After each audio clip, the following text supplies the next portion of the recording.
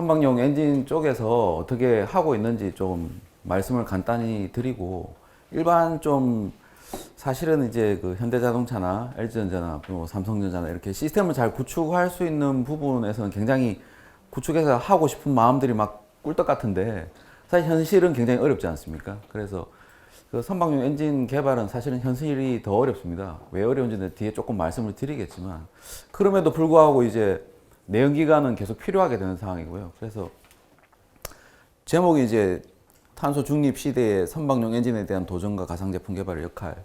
그래서 어쨌든 가상제품 개발이라는 것들이 다양하게 시뮬레이션 또는 뭐 디지털 엔지니어링이나 뭐 그런 것들이 이용이 되게 됩니다. 그런 것들을 노력하는 시기 어떤 식으로 해서 우리가 노력을 하고 있고, 실제적으로 그런 것들을 하다 보면 우리가 뭔가 돼가구나, 이런 것들을 좀 보여드리도록 하겠습니다.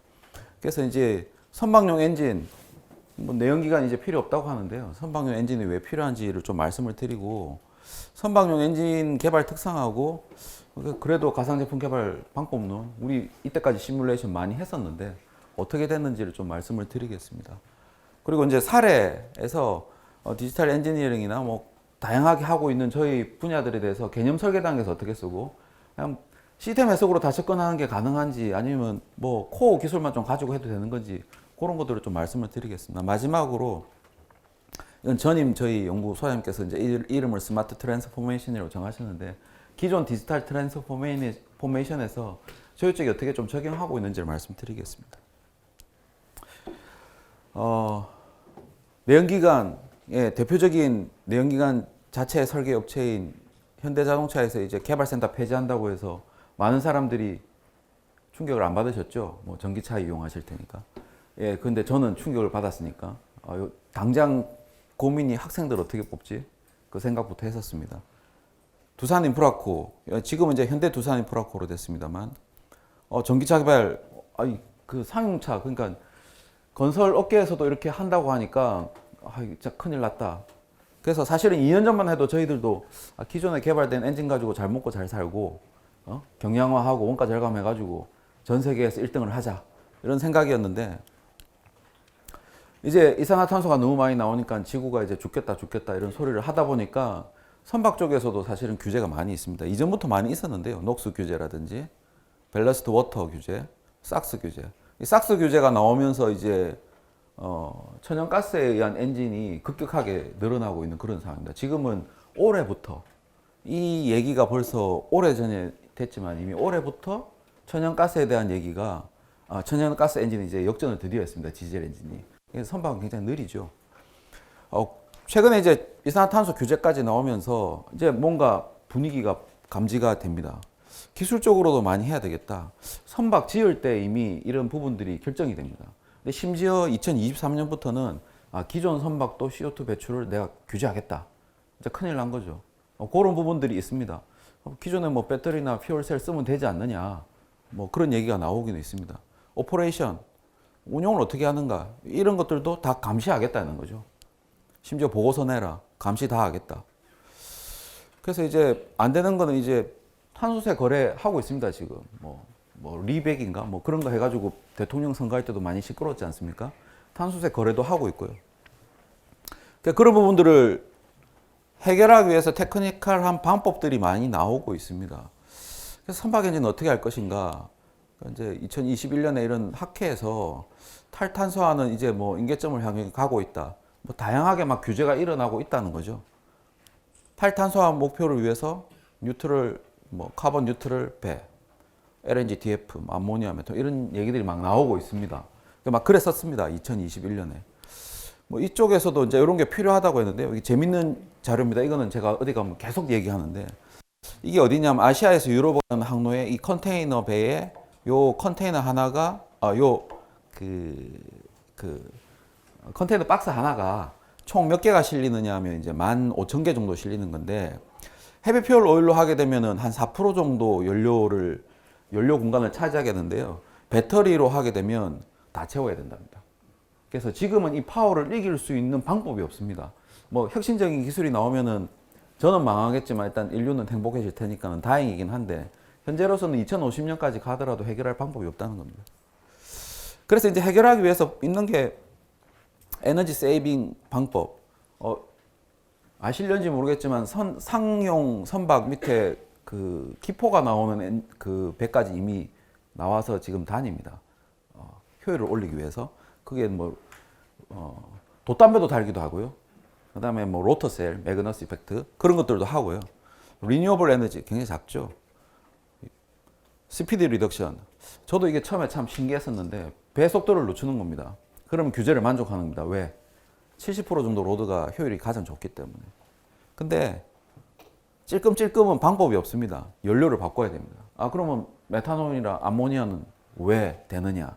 메탄올이나 암모니아 자체도 화설 퓨얼인데 그게 아니고 신재생 에너지로 수전을 해서 수소를 만들고 다시 탄소를 포집해서 이 퓨얼을 만들어내게 되면 탄소가 중립이 되기 때문에 방법이 되는 겁니다. 그래서 지구를 구할 수 있겠다. 그래서 이제 2020년, 21년부터 내연기관 하시는 분들이 이제 선박용 쪽에 만세를 불렀죠. 우리 일이 다시 늘어나는구나. 저는 힘듭니다만. 그래서 메탄올 엔진을 세계 최초로 현대중공업에서 개발했습니다. 개발 기간이 짧았습니다. 근데 갑자기 왜 CA 컨퍼런스에서 개발 얘기를 하느냐. 개발 기간이 굉장히 짧은 거죠. 사인하고 1년 반 만에 만들었습니다. 어쨌든 세계 최초. 이 메탄올은 향후 탄소 중립, 지구를 구하는 배에 들어가게 되는 거죠. 만들었습니다, 이미. 10월인가? 예, 10월에 만들어서 배에 탑재될 예정입니다. 내년부터는 아마 다니게 될 겁니다. 그래서 중공업에서는 이 기존에 LNG만 있었던 것이 아니고 이 LNG에서도 메탄이 나옵니다. 연소가 안 되고 남은 것들이. 예. 이 메탄올 엔진도 지금 계속 라인업을 늘려가고 있고요. 암모니아 엔진도 2024년에 열심히 찍어 주십시오. 홍보용으로. 예.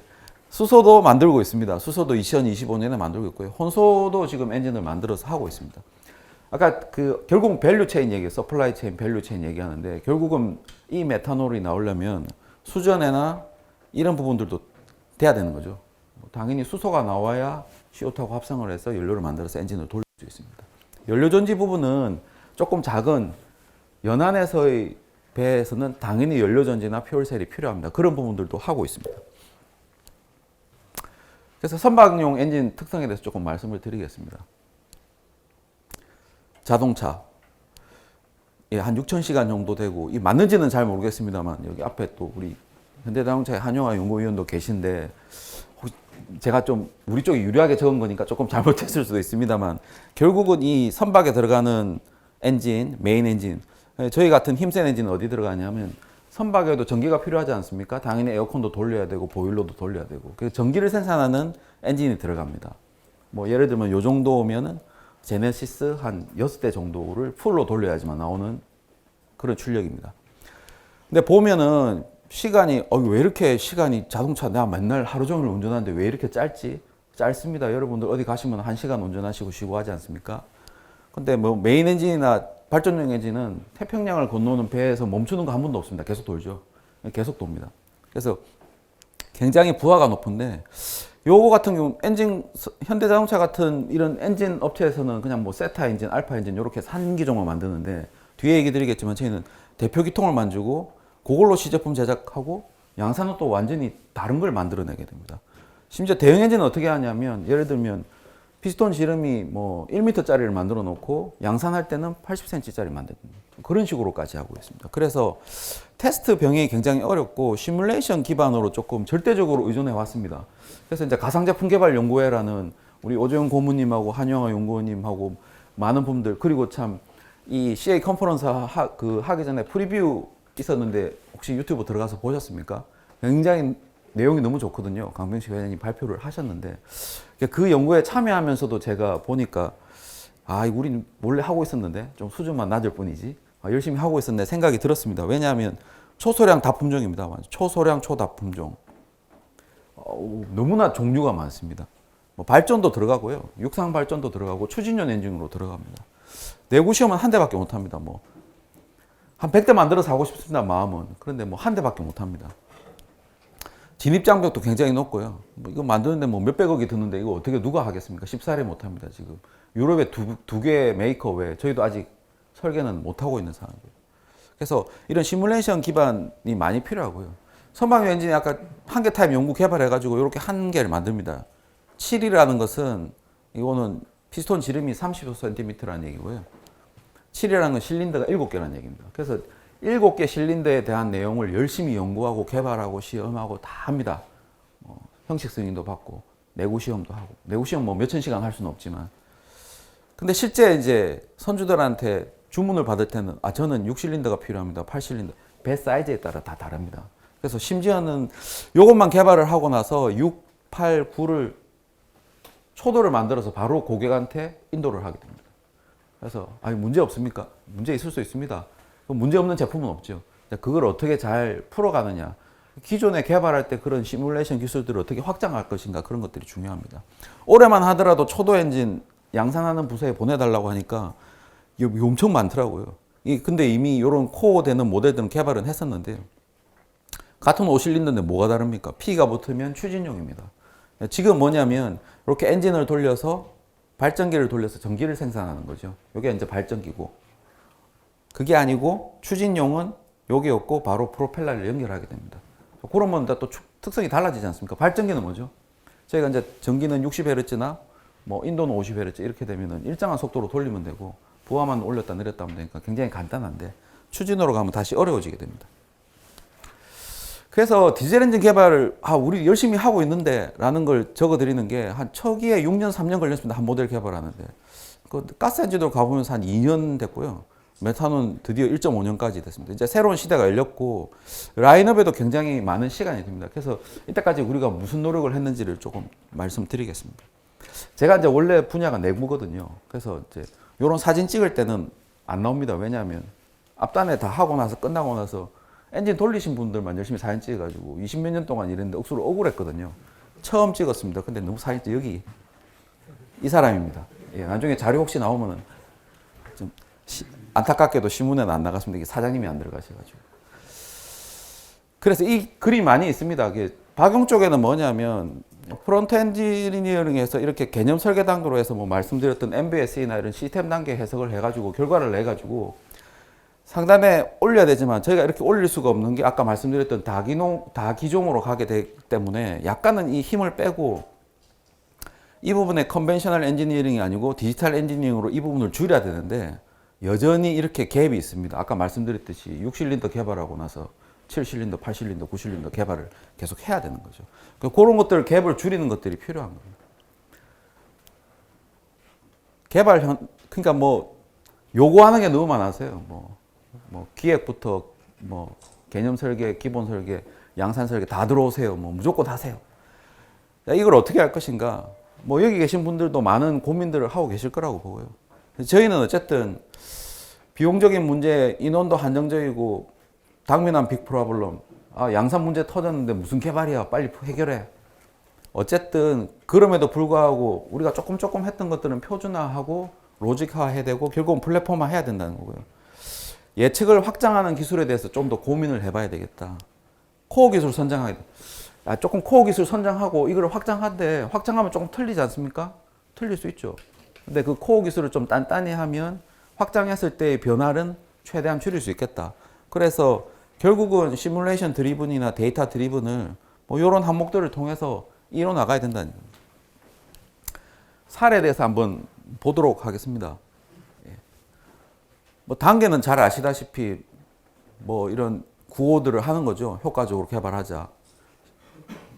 시뮬레이션 드리븐, 데이터 드리븐, 기술 시장 상황 변화 감지. 개발하는 도중에도 뭐 많이 바뀌기는 합니다. 근데 정말 예측을 잘해서 조금 개발 기간이 어느 정도 길기 때문에 그거를 합리적으로 잘 세워서 개발을 하는 게 중요하고요. 아이고. 그래서 디자인 타겟, 컨셉 뭐 이렇게 가는데요. 요 뒤에 나오는 거는 뭐 엔진 쪽을 뭐 잘 모르시는 분들은 또 이게 뭐 무슨 얘기인가 할 수 있는데 어쨌든 이 엔진 안에는 공기가 들어가고 연료가 들어가고 해서 연소가 돼야 되기 때문에 그런 것들을 효율적으로 하기 위해서는 기계적인 거, CFD, 뭐 열 다 들어가야 됩니다. 그 중에서 컨셉 단계에서 확장을 하기 위해서 우리가 어떤 걸 좀 더 잘하면 나중에 확장해도 조금 틀릴 수 있어요. 실린더 헤드 하나를 잘 만들면 7개 붙이면 어떻게 되는데요. 그거는 일단 하나를 잘 만들고 예전에 했던 7실린더짜리를 가져와 가지고 어떻게 좀 계속 업데이트를 해야 되겠다. 그런 겁니다. 그걸 나중에 뭐 시스템 하면 되겠지만 못할 수도 있는데 어쨌든 그런 노력이 필요한 거죠. 공기가 들어가고 연료가 들어가고 배기가스가 빠져나가는 포트는 힘센 엔진은 다 이런 방식입니다. 그래서 예전부터 똑같은 거죠. 그래서 다들 똑같으십니다. 예전에는 어떻게 했냐면 실험했습니다. 뭐 한 몇 개월 걸렸죠. 한 모델 만드는데. 아까 6년 걸렸다 했지 않습니까? 처음 모델이. 이 포트가 어떻게 되는지 시험을, 그 뭐 시뮬레이션 너무 어렵고, 이 공면이 너무 어려워서 당시에 아이디어스라는 CAD 프로그램을 썼는데 이 공면을 잘 만드시는 분이 그때 별명이 도사였습니다. 지금도 도사님이라고 부르는데 그 정도로 이게 CAD도 어려웠고 결국은 해석이 안 되는 거죠. 시험으로 했었는데 2008년부터 이제 CFD를 하게 됐습니다. CFD 하시는 분들이 열심히 하게 됐습니다. 그래서 문제에 대한 인식이 없다 보면 지금도 이렇게 됐을 텐데 결국은 어떻게 됐느냐면 CAD를 그려서 자동으로 이렇게 치수를 파라미터화 하면은 CAD가 나오고 CAD가 나오면 바로 CFD가 되고 형상도 최적화가 되겠다까지 된 겁니다. 그래서 여기까지 간 거죠. 근데 그러다 보니까 좀 아쉬운 거죠. 아까 얘기했듯이 확장한 건 어떻게 되느냐. 그러면 우리 해석 결과를 그냥 실제 엔진 결과를 가지고 한번 해보자. 그래서 점을 뚝뚝뚝 찍어봅시다 해서 찍어봤더니 뭔가 추세가 나오더라는 거죠. 그래서 그 다음부터는 굉장히 빠른 1일 이내로 단축됐습니다. 뭐 사실 어떻게 이렇게 줄었나 했지만 지금은 뭐 예전에는 이제 뭐 뒤에 내고하는 단계에서 온도도 계산해도 이렇게 했는데 결국은 어떻게 되느냐면은 원하는 부분이 있으면 하루 만에 결과가 나오는 거죠. 아까 뭐 이거는 요즘은 이제 뭐 그 서버 스트럭처링 하는 것들이 굉장히 이제 결국은 MBSE 가는 거의 첫 번째 단계이긴 한데 그럼에도 불구하고 FBS를 하기 위해서는 FBS나 뭐 MBSE나 이렇게 서버 스트럭처링 다이나믹 서버 스트럭처링 하기 위해서는 결국 근본 모델은 있어야 되겠죠. 결국은 고통스러운 과정은 무조건 거쳐야 된다는 건데요. 고통스러운 과정에서 모델을 만들어서 이 슈퍼 엘레먼트나 뭐 서브 스트럭처링 기법을 써서 내가 이 베이스 프레임만 하겠는데 아까 말씀드렸듯이 실린더 수가 달라지면 이 길이가 다 달라집니다. 요 발전기 모양도 달라지고요. 발전기는 현대 일렉트릭이라는 데서 주는데 빨리 주세요도 빨리 주지도 않고 그래서 일단 대표 기종에 대해서 이렇게 위상 최적화나 최적 설계안을 도출해서 만들어라 무슨 모델이라도 하나라도 그래서 만드는 겁니다. 그래서 이거를 키우고 줄이고 당연히 상세 설계단에 가면은 그런 문제들이 있겠지만 그런 것들은 그때 또 해결을 하자. 앞단에서 최대한 우리가 뭔가 기준을 잡고 가야 되겠다. 해서 기준을 잡고 가고 있는 그 대표적인 예가 되겠습니다. 요거는 뭐 굉장히 많이 많은 곳에서 이루어지고 있는 그런 일이 아닌가 싶습니다. 엔진 블럭이라고 요 엔진 블럭의 본체 부분입니다. 이 부분도 굉장히 어려운 얘기를 적어놨지만 그렇게 어렵지는 않았던 것 같습니다. 뭐 저희만의 기술로 부족하다 보니까 산학을 이용해서 교수님들하고 협력해서 결국은 그냥 토폴로지 해서 모양을 만들고 이걸 다시 또 디자인 스페이스를 만들고 모양을 만들었습니다. 그래서 최종적으로는 이 모양이 내구도 좋고 진동도 좋겠다. 그래서 어떻게 했느냐면 이 뼈대를 가지고 지금부터 설계를 시작하는 거죠. 기본은 이렇게 가겠다 내가. 근데 뭐 조금 바뀌는 건 어떤 관계없다. 우리가 이 기본을 가지고 확장선을 가지고 가겠다. 그것이 훨씬 스피드업에 도움이 되기 때문에. 그래서 지금 현재는 마더 모델 형태로 이러한 형태로 엔진들이 개발되고 있습니다. 그래서 뭐 아시고 계시는 토폴로지 옵티미제이션이나 다이나믹 서브 스트럭처링 뭐 그런 부분들이 다 들어가서 진행이 됐던 겁니다. 이제 양산이나 실제 상세 설계 단계에서 했던 것들 좀 말씀을 드리겠습니다. 뭐 이런 것들 말씀드리는 것들은 이런 식으로도 하면 되겠네. 어떻게 보면은 다 아는 거일 수도 있습니다. 다 아는 거일 수도 있는데 이런 식으로 하면 되겠다. 그런 부분들을 말씀드립니다. 컴포넌트 시뮬레이션들 많이 하고 있죠. 뭐 냉각 해석도 하고 베어링 윤활 해석도 하고 윤활 시스템 해석도 하고 피스톤 스커트 해석도 하고 온도 계산도 하고 합니다. 근데 거기에서만 멈추는 게 아니고 저희 쪽이 어떤 거냐면 시험을 많이 할 수 없고 실제 양산도 갑자기 초도 나가서 하다 보니까 얼토당토하는 문제. 20년 동안 맨날 오는 문제가 어떻게 맨날 새로운 문제만 오느냐. 이런 식으로 얘기를 하는데 이런 해석을 한 데 있습니까? 이렇게 물어보면 없습니다. 없는데 사부나 이런 양산에서는 저희는 지금 죽기 직전입니다. 이걸 해석해 주십시오. 이런 식으로 해석한 거는 하나도 없습니다. 그거 핑퐁 하다가 결국은 하죠. 그래서 어떻게 보면은 이게 구조 해석하는데 마모까지 어떻게 예석이 온도 내 프레팅이라는 거는 프레팅웨어라는 게 굉장히 마이크로한 현상이거든요. 되겠나? 근데 실제 하다 보니 이 시뮬레이션이라는 것들을 충분히 활용해서 정확한 값을 내가 99점짜리를 원하느냐? 아니다. 70점만 나와도 내가 그냥 다트를 던져가지고 찍는 것보다는 훨씬 낫다. 그렇게 해서 어떻게 보면 시뮬레이션으로 굉장히 미세한 엔진 변형까지 고려해서 생기는 문제 예측이 되더라는 얘기죠. 그래서 고도화는 충분히 가능하고 지금의 여러 가지 소프트웨어 환경에서는 가능하지 않을까. 캐비테이션, 지금도 얘기하면 CFD 캐비테이션, 생기는, 버블이 생기는 거는 잘 알겠는데 어디서 컬랩스 되는지 모르겠습니다. 거기가 중요한데요. 시도를 해보고 가지고 있는 소프트웨어 업체와의 좋은 협업을 통해서 충분히 예측 가능한 모델이 나오더라는 거죠. 그럼 그게 정확합니까? 100점은 아니라는 얘기입니다. 100점은 아닌데 70점이면 충분히 우리가 해결할 수 있다.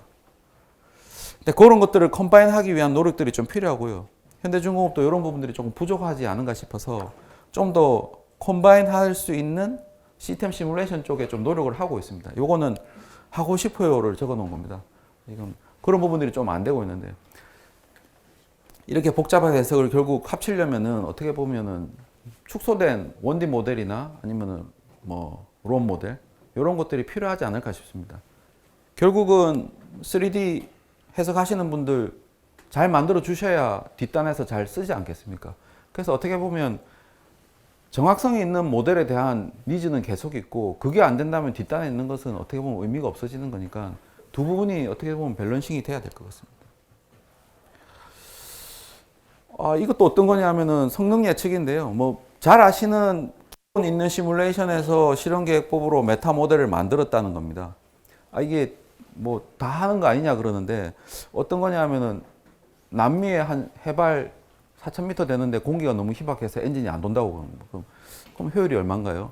그러면 이제 그 의뢰 받아가지고 연구원들이 결정하고 하는데 일주일 그런데 또 하는 죄송합니다 4,000m가 아니고요 4,222m인데요 또 계산하는 거예요. 자 그거를 갖다가 이제 어떻게 하냐면 메타 모델 만들어서 했더니 정말 박스는 디자인이 좀 허접하네요. 그죠? 디자이너가 한 게 아니라서. 근데 이 박스 하나로 그냥 결정이 됐다는 겁니다. 이런 환경도 이 연구원들이 굉장히 좀 거부감이 있었는데 실제 협업을 통해 가지고 하다 보니까 너무 쉽게 돼버려 가지고 지금 이제 이걸 정기적으로 확대하는 그런 상황입니다.